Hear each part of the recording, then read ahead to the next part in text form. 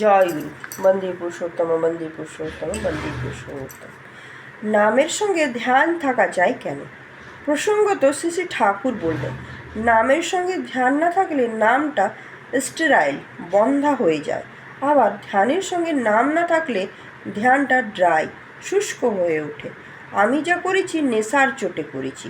খুঁটিনাটি সম্পর্কে আমাকে বুদ্ধি পরামর্শ দেবার মতো কেউ ছিল না, কিন্তু যা করণীয় বলে বুঝেছিলাম তার পেছনে লেগে থাকার ঝোঁক ও অভ্যাস ছিল অসাধারণ।